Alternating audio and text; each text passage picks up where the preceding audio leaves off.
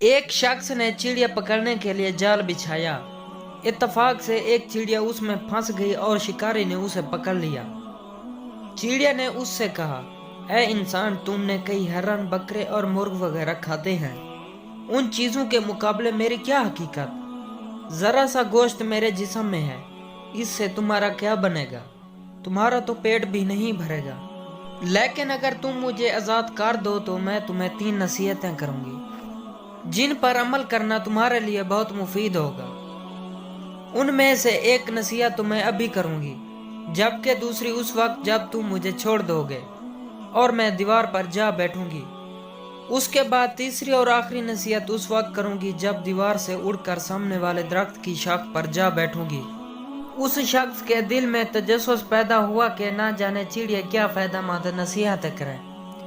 اس نے چڑیا کی بات مانتے ہوئے اس سے پوچھا، تم مجھے پہلی نصیحت کرو، پھر میں تمہیں چھوڑ دوں گا۔ چنانچہ چڑیا نے کہا، میری پہلی نصیحت یہ ہے کہ جو بات کبھی نہیں ہو سکتی اس کا یقین مت کرنا۔ یہ سن کر اس آدمی نے چڑیا کو چھوڑ دیا اور وہ سامنے دیوار پر جا بیٹھی۔ پھر بولی، میری دوسری نصیحت یہ ہے کہ جو بات ہو جائے اس کا غم نہ کرنا۔ اور پھر کہنے لگے، اے پاگل انسان، تم نے مجھے چھوڑ کر بہت بڑی غلطی کی ہے، کیونکہ میرے پیٹ میں پاؤں بھر کا انتہائی نایاب پتھر ہے۔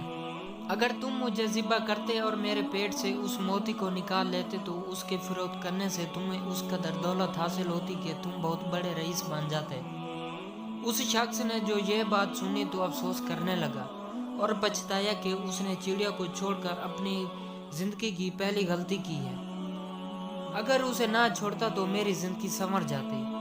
چڑیا نے اسے اس طرح سوچ میں پڑے دیکھا تو اڑ کر درخت کی شاخ پر جا بیٹھی اور بولی، اے پاگل انسان، ابھی میں نے تمہیں پہلی نصیحت کی جسے تم بھول گئے ہو کہ جو بات نہ ہو سکنے والی ہو اس کا ہرگز یقین نہ کرنا۔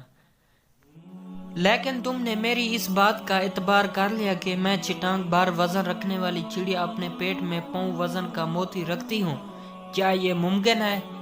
میں نے تمہیں دوسری نصیحت یہ کی تھی کہ جو بات ہو جائے اس کا غم نہ کرنا، مگر تم نے دوسری نصیحت کا بھی کوئی اثر نہ لیا اور غم افسوس میں مبتلا ہو گئے کہ خواہ مخواہ مجھے جانے دیا۔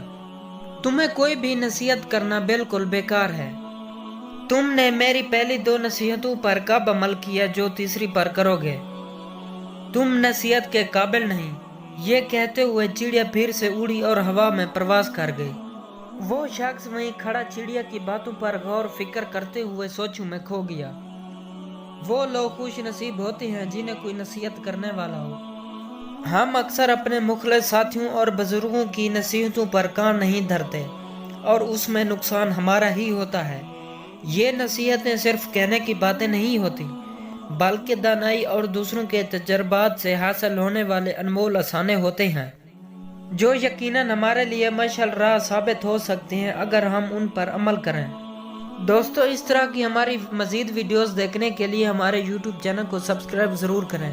آپ کے ایک لائک اور ایک سبسکرائب کرنے سے ہماری حوصلہ افزائی ہو جاتی ہے۔ ہم آپ لوگوں کے لیے اتنی محنت کر کے یہ ویڈیو بناتے ہیں۔ اگر ہو سکے تو ہمارے یوٹیوب چینل کو سبسکرائب ضرور کریں اور ہماری ویڈیوز کو پورا واچ کیا